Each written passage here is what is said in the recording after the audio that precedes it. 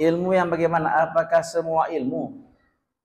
Yang maksud dalam hadis ini, belajar ilmu adalah kewajiban bagi semua orang Islam. Ilmu yang bagaimana yang Nabi tuntut ini? Allah mengatakan, yarfa'illahu alladhina amanu minkum walladzina utul ilma darajat. Allah mengangkat derajat orang berilmu, beriman di antara kalian yang berilmu hingga berapa derajat. Orang beriman, orang berilmu diangkat oleh Allah hingga berapa derajat. Pertanyaannya, orang yang berilmu bagaimana?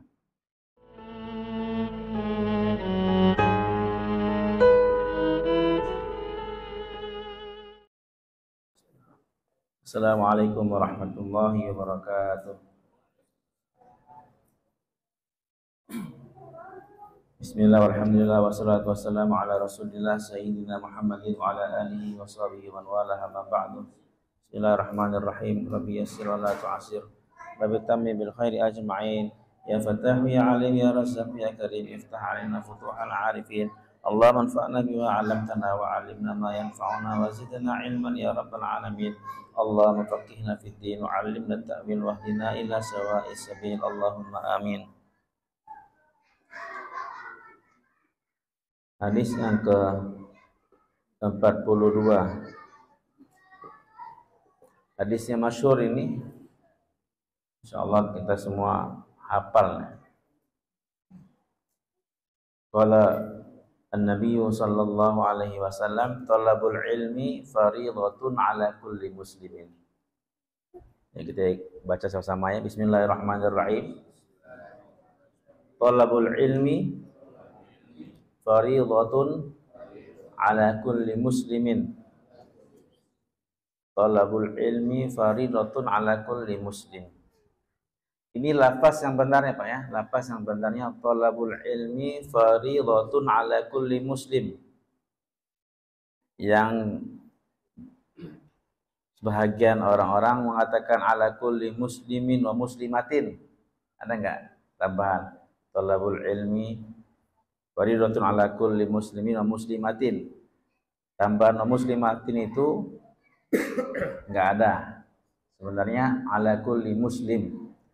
Lafaz dari nabinya adalah talabul ilmi fariidatun ala kulli muslim.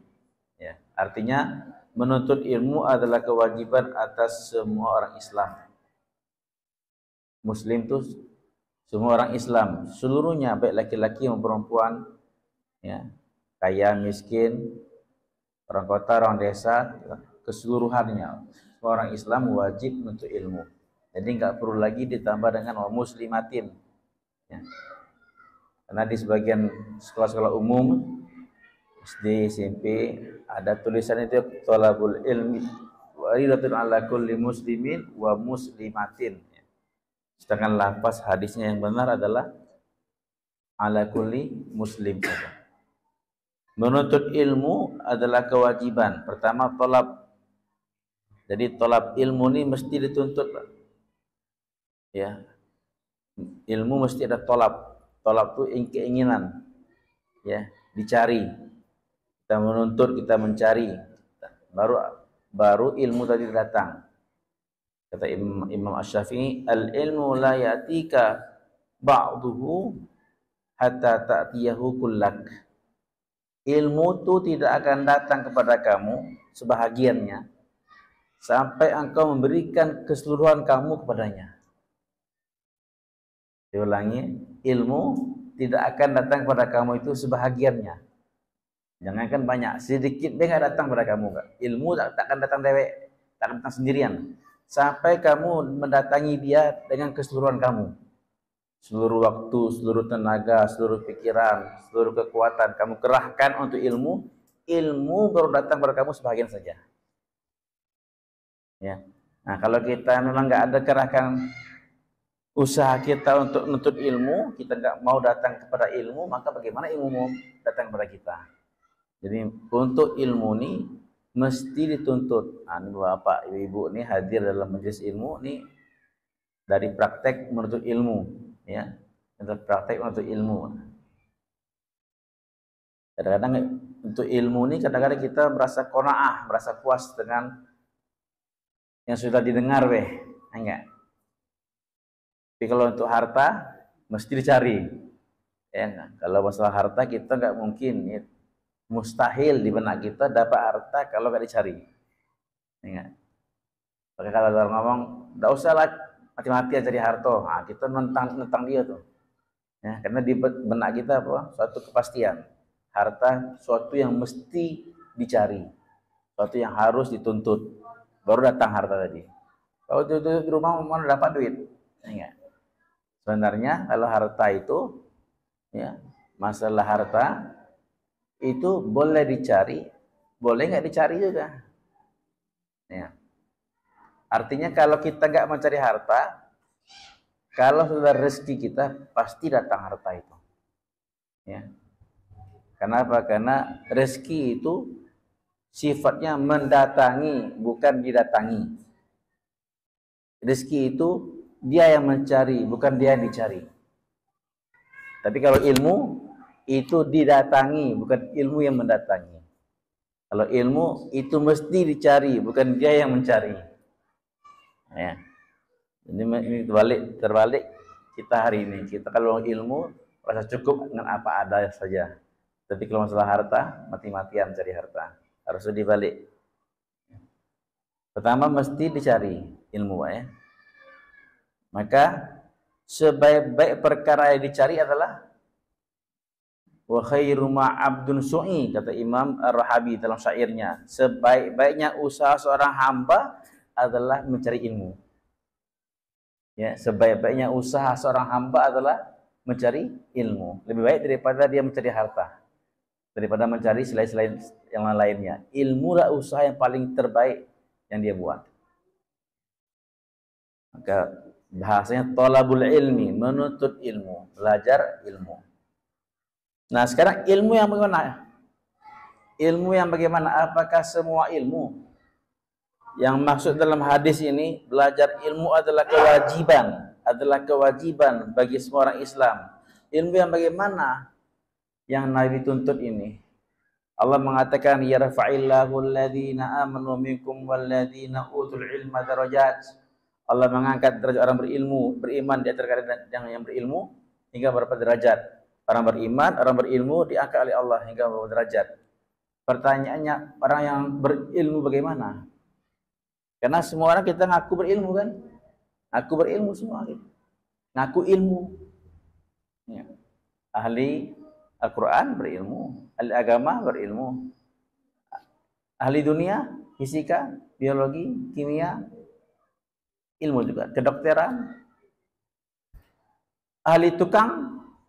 Walaupun tak sekolah, dia tamat SD, tapi dia tukang. Dia pandai pertukangan. Aku ada ilmu tukang katanya. Ahli ngocek, aku pandai motor, ilmu ngocek nih, ilmu motor. Semua orang punya ilmu. Nah, ilmu bagaimana yang Allah tuntut ini? Ilmu yang apa yang Nabi SAW katakan di sini, yang wajib kita belajar, wajib kita tuntut, ilmu agama. Jadi enggak semua ilmu, Pak, ya. Tidak semua ilmu yang wajib dipelajari, tidak semua ilmu yang wajib dituntut, tapi ilmu-ilmu yang dapat menghantar kita kepada menunaikan kewajiban Allah Subhanahu wa taala. Itulah, ya. Kita wajib sholat, maka wajib belajar ilmu sholat. Kita wajib puasa, maka wajib belajar ilmu puasa. Ya, apa yang menghantar kita untuk mentaati Allah, menjalankan kewajiban Allah, maka ilmu itulah yang wajib kita pelajari, Pak. Ya. Ada ulama yang mengatakan ilmu yang bagaimana yang wajib dipelajari? Ilmu yang dapat membantu kita nanti dikubur menjawab pertanyaan munkar dan nakir. Ilmu yang membantu kita menjawab pertanyaan munkar dan nakir. Nah, ilmu apa itu? Ilmu agama, ilmu Quran dan hadis, ya. Insya Allah, Pak, ya, kalau ilmu kimia nggak berlaku di kubur, ya. Ilmu biologi, Pak, ya. Bukan merendahkan, tapi ya yang seperti itu tidak berlaku di kubur. Penting itu di kehidupan dunia kita. Kita perlu ilmu kimia, fisika, matematika, kita perlu. Tapi ilmu yang membantu kita menjawab pertanyaan munkar dan nakir adalah ilmu agama. Ilmu yang pelajari tentang perintah-perintah Allah, tentang sunnah-sunnah Rasulullah Sallallahu Alaihi Wasallam. Jadi ilmu yang seperti ini yang wajib kita pelajari, Pak, ya. Thalabul ilmi, Maka tidak cocok kalau seandainya hadis ini dikaitkan kepada belajar ilmu, maaf ya, selain agama. Ada ulama yang mengatakan ilmu ini, hadis ini ditulis di fakultas kedokteran misalnya. Itu nggak cocok. Ya. Belajar ilmu wajib bagi orang Islam. Jadi seolah-olah orang Islam wajib belajar ilmu kedokteran. Enggak. Itu bukan ilmu kedokteran maksudnya hadis Nabi ini. Nabi tak nyuruh kita untuk belajar ilmu kedokteran, tapi ilmu yang menghantar kita mentaati Allah. Sama ya, bagaimana kamu bisa baik sholatnya, bisa kenal dengan Allah, ilmu ma'rifatullah ya, ilmu tauhid.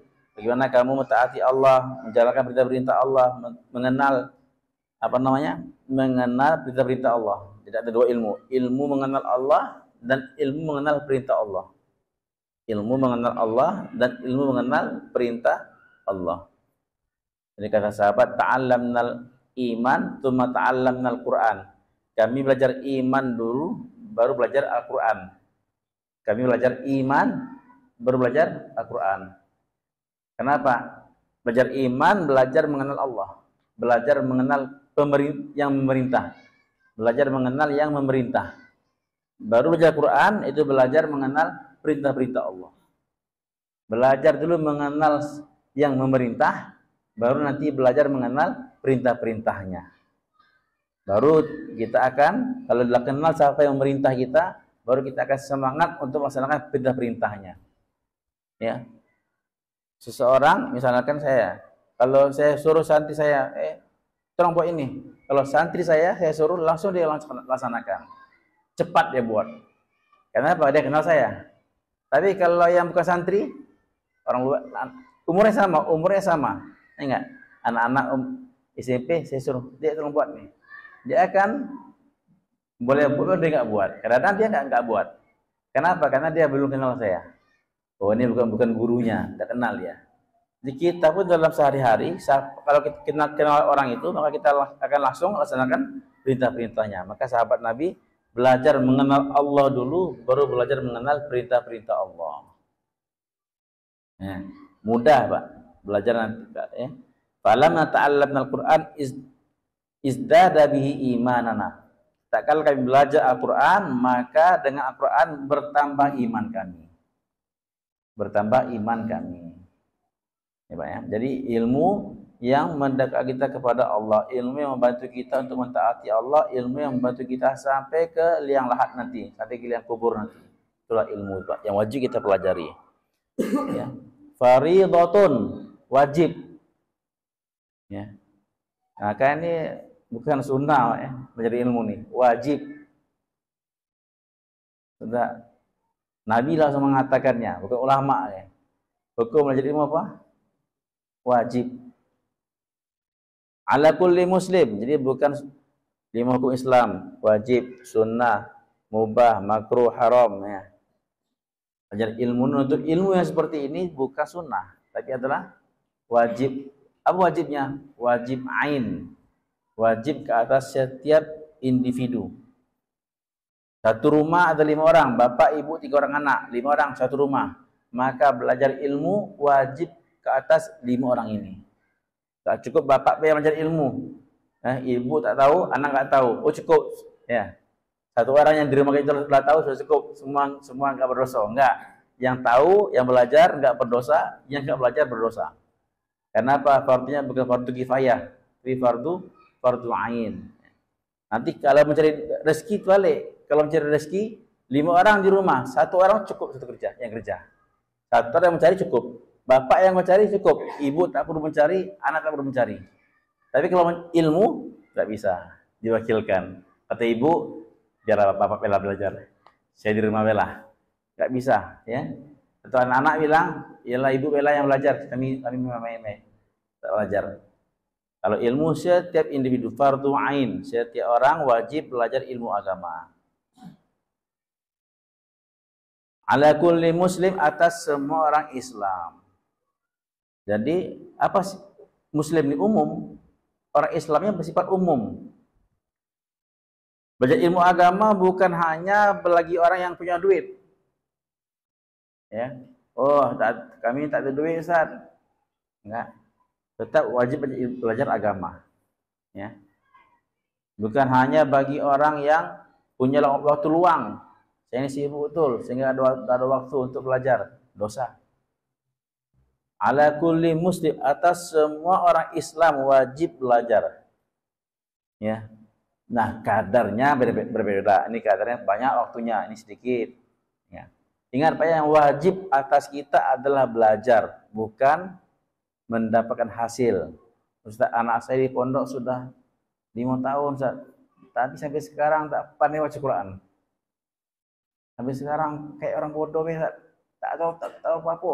Tak ngerti apa-apa. Dah 5 tahun di pondok. Kita ni yang disuruh Allah belajar, bukan pintar. Allah menyuruh kita belajar. Allah tak menyuruh kita pintar. Ini untuk orang-orang tua nih ya. Yang anak-anaknya itu jangan menuntut banyak kepada anak. Kok anak saya ini enggak tahu apa-apa, enggak pandai khotib, enggak pandai ceramah, enggak pandai imam, enggak pandai ngaji. Padahal di pondok 6 tahun. Ingat, yang wajib hanya apa? Belajar. Kalau dapat alhamdulillah, tapi kalau tidak dapat, yang penting anak saya sudah menunaikan kewajiban dia belajar. Ya, karena apa? Karena orang itu Allah kasih lain-lain kan. Kata Nabi, innama Allahu wal mu'ti, innamallahu wal mu'ti wa ana qasim. Sesungguhnya yang memberi ilmu itu Allah, kata Nabi. Aku hanya bagi-bagi. Nabi sebagai pengajar, sebagai ustaz, sebagai guru hanya tukang bagi be. Tapi yang memberi siapa yang memberi? Allah. Tergantung yang memberinya, kasih wahai Muhammad, kasih si fulan sekian, kasih. Kasih si fulan sekian, kasih. Nabi hanya penyalur saja, pemberi yang bagi-bagi. Tapi siapa yang memberi? Allah yang memberi. Maka kita dituntut untuk belajar, bukan dituntut untuk pintar. Kalau kepintaran, kepahaman itu Allah yang mengasih. Nah, minta sama Allah, minta sama Allah Subhanahu wa taala. Insyaallah Pak ya. Jadi belajar ilmu agama ini wajib atas semua orang Islam tanpa terkecuali.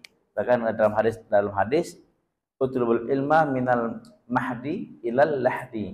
Tuntutlah ilmu agama dari buayan sampai liang lahat, liang kubur. Nah, tak ada kenal umur untuk ilmu ni. Alhamdulillah di masjid ni kan dari semua umur. Ya. Ada di masjid. Berarti ini bukti ya untuk ilmu agama ni atas semua umur. Yang sudah bau tanah pun mesti juga belajar ilmu agama sampai liang lahat. Sampai liang lahat untuk ilmu itu kata Nabi. Minal mahdi ilal lahdi. Dari buayan. Al-mahdi itu buayan. Ya. Bagaimana anak kecil yang belum bisa apa-apa, yang masih bayi belajar? Bagaimana Ustaz? Bagaimana anak kecil yang bayi belajar? Ibunya baca Al-Quran depan dia. Dengarkan Al-Quran, putar Al-Quran. Ya. Buat taklim di dekat anak kecil. Buat suasana agama di depan anak kecil. Kalau mereka tidak ngerti, tapi mereka tersuasana. Sampai ilal lahdi, sampai ke buang liang kubur ya. Kita menuntut ilmu agama.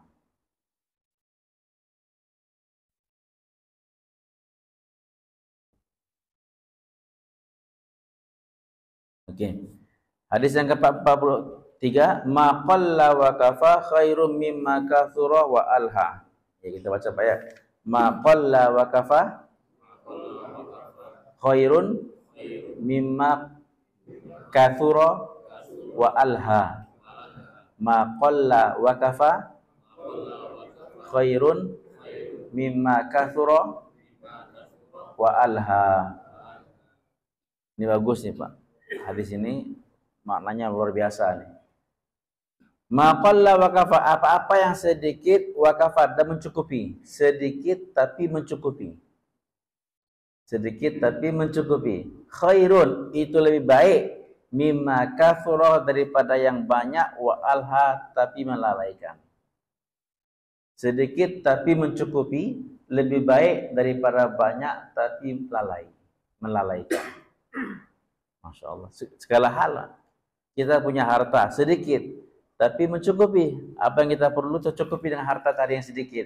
Itu lebih baik daripada punya banyak harta tapi kita lalai dari perintah Allah, lalai daripada agama, lalai daripada akhirat kita, maka lebih baik sedikit mencukupi daripada banyak melalaikan. Ya, Pak, ya? Ini kita tanamkan di hati kita untuk diri kita lah. Yang dicari bukan banyak, tapi apa? Berkahnya, cukupnya itu. Apa berkah? Mencukupi. Itu berkah, ya, mencukupi. Kadang-kadang banyak, ya, cukup kita, tapi kita lalai dibuatnya. Rugi kita, ya, rugi kita. Waktu yang hidup sebentar cuma gara-gara harta ini kita lalai dari perintah Allah. Gara-gara harta kita nggak sholat, gara-gara harta kita nggak puasa, gara-gara mencari yang banyak, ya, kita tinggalkan kewajiban yang lain. Ya Rabbi. Maka itu apa cari banyak? Kalau dia melalaikan, cukup cari yang sedikit, tapi cukup dia mencukupi kita.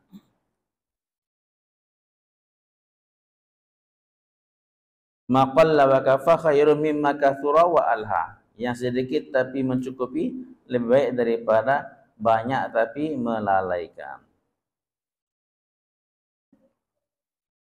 Tapi kan nafsu kita ini memang namanya nafsu, ya. Nafsu ini tidak pernah merasa puas.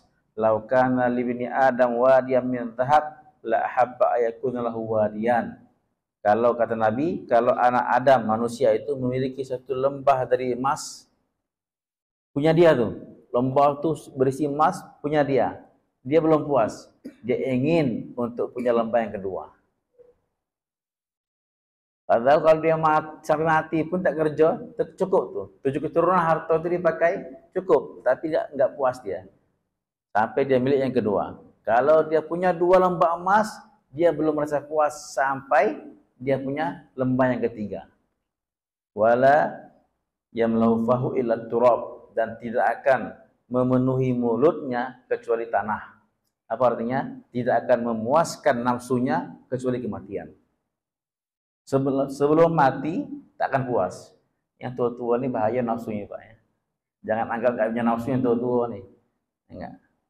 Badan umur boleh tua, tapi nafsu tak pernah tua. Nafsu tak pernah tua. Tidak akan puas manusia. Ini Nabi mengatakan, akan puas manusia sampai tanah masuk dalam mulutnya. Artinya sampai kematian. Sampai dia mati masuk kubur. Baru berhenti nafsu dia. Ya Rabbi. Maka bagaimana caranya? Minta sama Allah bantuan. Ya Allah, bantu saya dalam mengendalikan hawa nafsuku ini. Ingin banyak, ingin tambah lagi, ingin tambah lagi.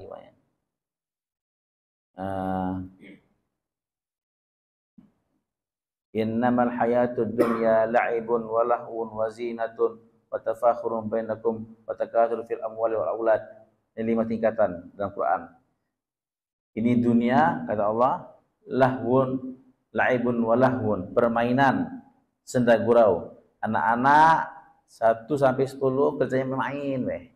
Ingat, la'ib, sukanya main terus, siang malam main. Kemudian lahwun, senda gurau. Nah, itu yang sudah antara 10 sampai 20. Ya, belajar-belajar, gurau-gurau, ingat. La'ibun wa zinah, dan zina. Perhiasan, dunia ini perhiasan. Itu antara 20 sampai 30. Nah, itu berhias itu. Perempuan, laki-laki mulai mencari pasangan. Ingat. Badannya dihiasi, kendaraannya dihiasi, semua dihiasi. Ya.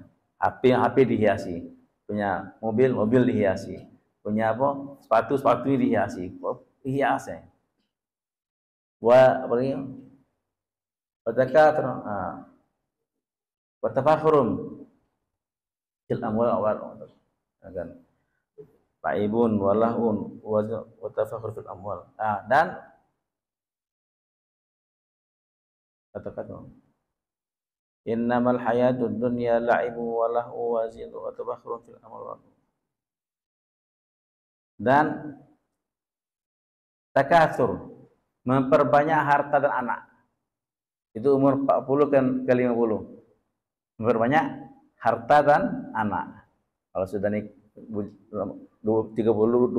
kan dan nikah kan. Nah, maksud 30 ke 40, itu mulai berbanyak harta dan anak. Ingat, banyak harta, banyak anak. Itu baik usaha kita. Yang berikutnya, yang kelima, watafakhurun bainakum, dan berbangga-bangga. Sudah 10 tahun bangga-bangga. Itu cucu aku tuh punya tuh. Itu anak aku tuh. Dia bangga-bangga dengan harta itu, masjid aku bangun, berbangga-bangga tinggal. Nah, ini sebab manusia ya. Lahun, la'ibun, walahun, wazinatun, watakathur, watafakhur. Permainan, senda gurau, perhiasan, berbanyak-banyak harta dan anak, dan berbangga-bangga. Ini kehidupan Allah kisahkan ya. Tahap-tahap yang kita lalui ini, Pak. Maka kita minta sama Allah, ya Allah bantu kami dalam menjalani hidup ini ya Allah. Enggak pun ya, yang penting Allah redha. Yang penting Allah redha, enggak penting banyak, yang penting Allah redha. Dan pasti ya anak Adam ini selama dia di dunia ini Allah tuh mencukupi rezekinya, Pak. Allah mencukupi rezekinya. Nanti kita masuk dalam bab tentang rezeki ini ya. Tidak ada orang yang kekurangan rezeki, itu enggak ada sebenarnya. Karena setiap yang hidup Allah jamin rezekinya. Wa ma min dabbatin fil ardi illa 'alallahi rizquha. Tidak ada hewan melata di bumi ini kecuali Allah yang bertanggung jawab untuk mengatur rezekinya. Ya. Semua yang lahir ke dunia ini baik hewan maupun manusia sudah Allah tentukan rezeki masing-masing. Maka anak tidak mengurangi rezeki ibu dan bapak. Ya, istri tidak mengurangi rezeki suami. Ada anak-anak bujang, anak-anak muda yang enggak mau menikah karena takut nanti makan apa istri saya.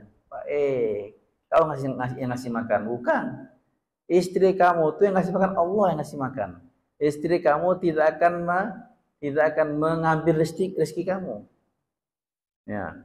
Anak tak akan mengambil rezeki orang tua. Betul lah kata orang tua kita dulu, banyak anak banyak rezeki. Itu betul tuh ya. Jangan KB, dua anak cukup. Salah itu. Ya, karena banyak anak, masing-masing anak bawa rezeki masing-masing, bawa rezeki masing-masing.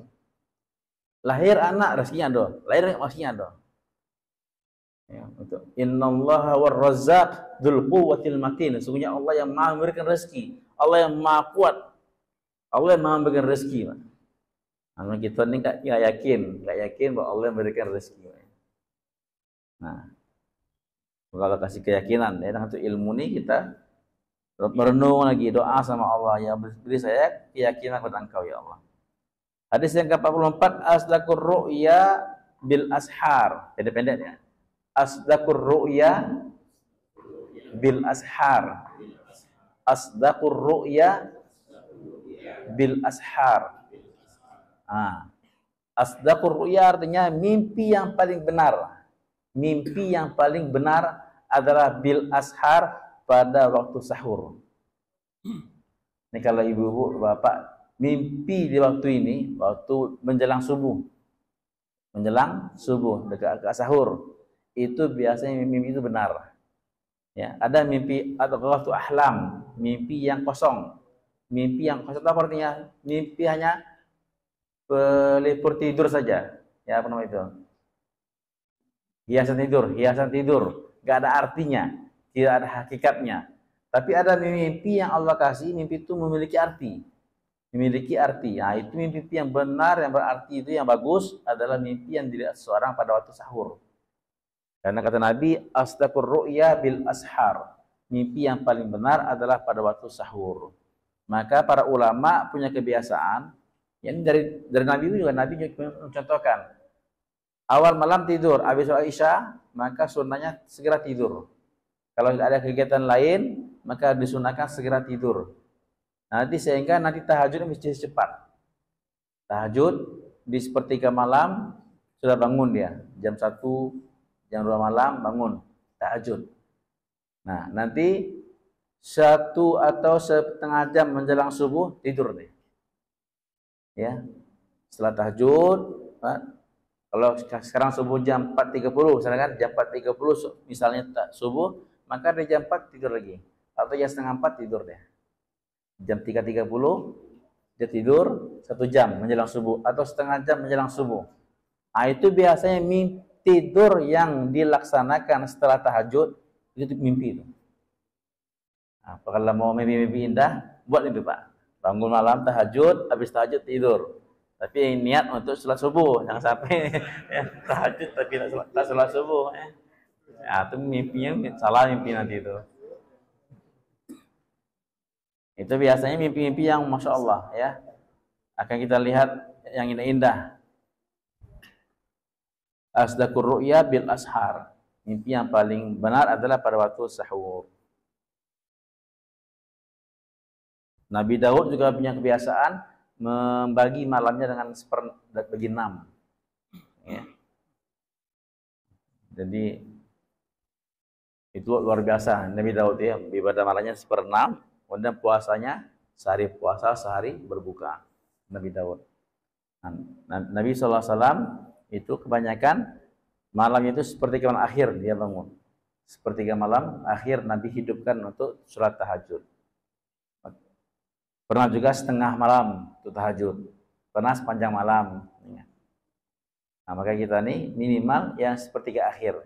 Kalau nggak mampu sepertiga akhir, gimana? Minimal 2 rakaat. Minimal bangun sebelum subuh. Jangan bagus pas azan subuh. Kalau bangun pas azan subuh pasti nggak tahajud. Ya, apa kita tahajudnya? Bangun sebelum subuh, dapat 2 rakaat tahajud, alhamdulillah ya Allah. Ya, alhamdulillahnya dapat 2 rakaat nih. Ini harta paling mahal nih Pak. Tahajud ini harta paling mahal. Nah, jangan anggap sepele nih harta nih. Harta paling mahal bisa bangun tahajud. Kalau wali-wali Allah itu ya malam menjadi apa? Ghanimah bagi mereka. Malam menjadi ghanimah. Jadi kalau mengambil sedikit rugi. Mengambil sedikit rugi, maka mereka berlama-lama dalam tahajud mereka itu. Wali-wali Allah Subhanahu wa taala. Minimal 2 rakaat sebelum subuh kita bangun tahajud ya. Insyaallah Pak ya. Bagaimana caranya ketika tidur niat untuk tahajud. Pasang niat untuk tahajud, aku niat untuk tahajud. Ya. Kata Nabi, barang siapa yang man ata ila firashihi, siapa yang pergi ke ranjangnya, ke tempat tidurnya dan dia berniat untuk bangun tahajud, tetapi dia tidur sampai subuh, maka Allah tuliskan untuknya pahala tahajud. Allah tuliskan untuknya pahala tahajud, sedangkan tidurnya adalah sedekah daripada Allah Subhanahu wa taala. Mesti ada niat. Kalau nggak ada niat tahajud, maka tak dapat pahala. Ya. Mungkin semalam lewat, tapi niat lagi, besok niat lagi. Setiap malam niat. Insya Allah suatu saat Allah akan bangunkan untuk tahajud. Ya. Lagi sekarang di masjid-masjid kan biasanya kaset diputar setengah jam sebelum subuh. Enggak, setengah jam sebelum subuh diputar. Ya. Dibantu oleh kaset. Ya. Nah, bagusnya bangun jam 2 malam, nanti menjelang subuh, setengah jam atau 1 jam sebelum subuh, kita tidur lagi. Nah, itu Allah SWT kasih mimpi yang indah, mimpi ketemu orang soleh. Bahkan banyak orang mimpi wali-wali Allah, bahkan mimpi Rasulullah Sallallahu Alaihi Wasallam. Kalau mimpi bagus, sunnah diceritakan. Kalau mimpi buruk, sunnah disimpan, jangan diceritakan. Kalau diceritakan, takut nanti terjadi betulan. Maka disimpan adalah. Tahan mulut untuk ceritakan. Kalau buruk Pak ya. Nah, kalau bagus diceritakan. Kenapa? Al-bala muwakkalun bil mantiq. Bala itu, malapetaka, bencana itu dikaitkan dengan ucapan. Dikaitkan dengan ucapan. Banyak seperti itu. Ketika diucapkan terjadi dia. Nah, bala. Maka kalau mimpi buruk jangan diucapkan, jangan diceritakan. Kalau penasaran mau tahu artinya, maka ceritakan kepada orang yang sayang pada kita. Kalau mimpi buruk, kita ingin tahu artinya, ingin tahu apa takwilnya, maka ceritakan kepada orang yang sayang dengan kita. Jangan ceritakan dengan orang yang benci dengan kita, atau dengan orang yang tak ada sayang dengan kita. Jangan. Kenapa? Karena biasanya, ini enggak ada hukum umum, tapi kebiasaan, takwil mimpi itu Allah Subhanahu wa taala wujudkan tergantung kepada takwil yang pertama. Siapa yang mengartikan yang pertama? Ya. Kalau orang yang kita ceritakan, aku tadi mimpi ini, biasanya kita, oh bagus itu. Nah maka insya Allah bagus. Masya Allah. Itu ya. Satu orang bermimpi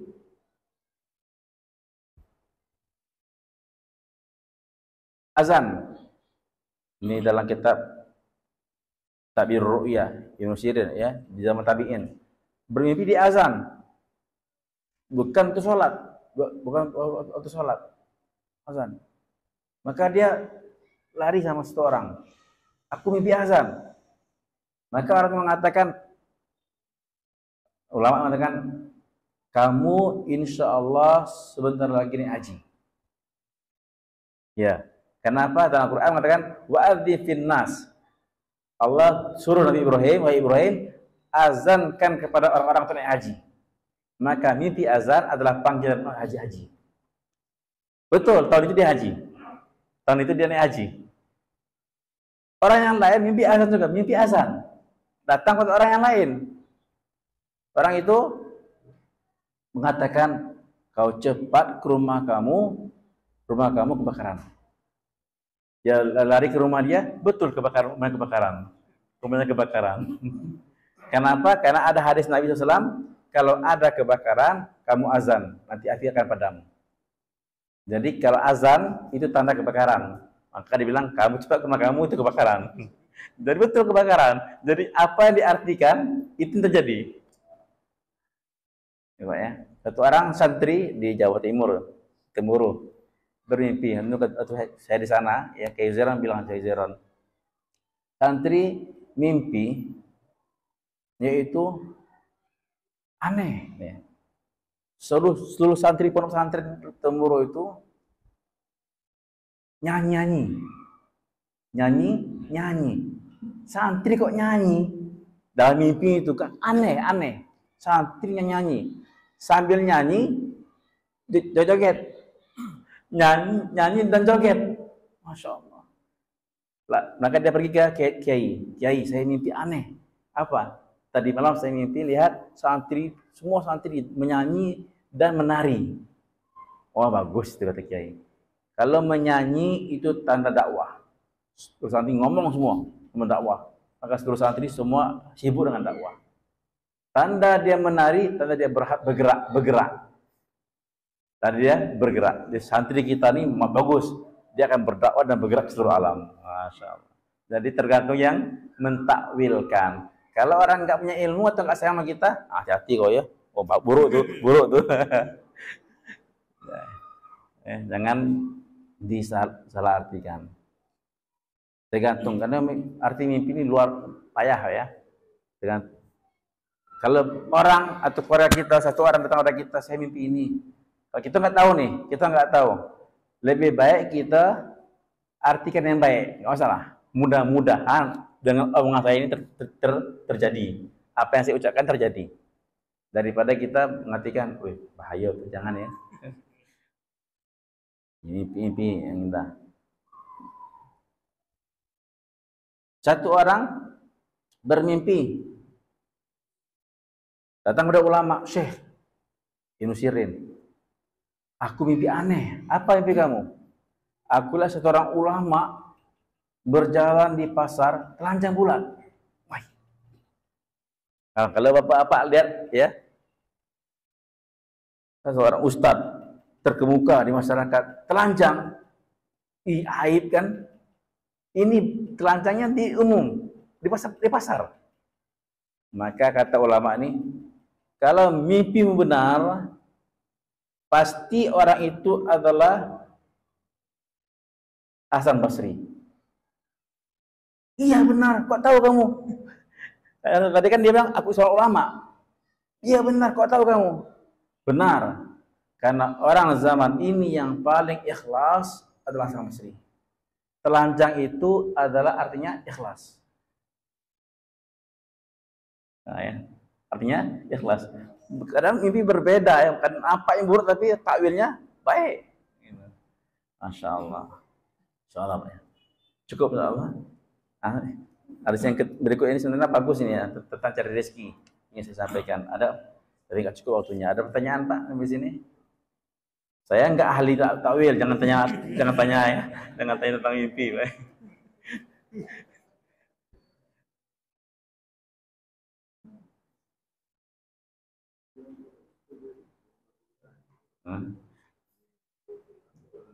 Adghatu ahlam, mimpi yang kosong, gitu ya. Yang ahli takwil ini Nabi Yusuf. Dalam Quran kan Nabi Yusuf ini ahli takwil mimpi. Umat ini yang ahli takwil mimpi adalah Imam Ibnu Sirin. Beliau orang tabi'in, betul ahli dalam takwil mimpi. Ya, ada Pak? Nah.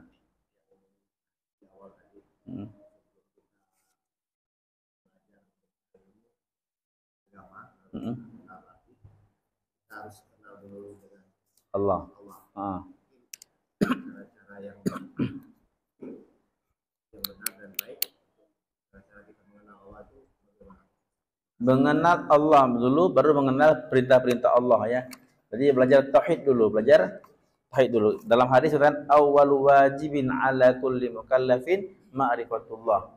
Pertama sekali yang wajib bagi orang mukallaf yang sudah baligh adalah mengenal Allah. Orang yang sudah baligh yang pertama kali wajib bagi dia adalah mengenal Allah. Jadi belajar ilmu tauhid. Ya. Siapa Allah? Mengenal Allah, maka belajar sifat-sifat Allah, sifat 20. Itu kan cara-cara kita mengenal Allah. Belajar ilmu. Di sini ada enggak ngaji tauhid? Tak ada yang ngaji tauhid. Nah, bagus itu Pak ya. Ada ilmu tauhid, ada ilmu fikih, ilmu hadis, ada ilmu tafsir. Nah, ini penting ilmu tauhid. Belajar mengenal Allah. Belajar sifat 20. Nah, kemarin kami di Masjid Taqwa ya, dalam Haji Kamil, itu belajar kitab akidah awam, belajar mengenal sifat-sifat Allah Subhanahu wa taala. Semoga di sini nanti ada pelajaran tauhid insyaallah ya. Tidak perlu terlalu mendalam enggak. Yang penting kita mengenal Allah itu gini sifatnya, enggak mungkin seperti ini. Ya, Allah enggak mesti makhluknya, Allah Maha Mulia dari yang lainnya. Insyaallah. Belajar dengan ulama insyaallah. Semoga Allah kasih kita taufik insyaallah. Subhanallah bihamdihi, subhanallah hamdika, asyhadu an la ilaha illa anta, astaghfiruka wa atubu ilaik. Assalamualaikum warahmatullahi wabarakatuh. Ya Rabbul lanal khuluqa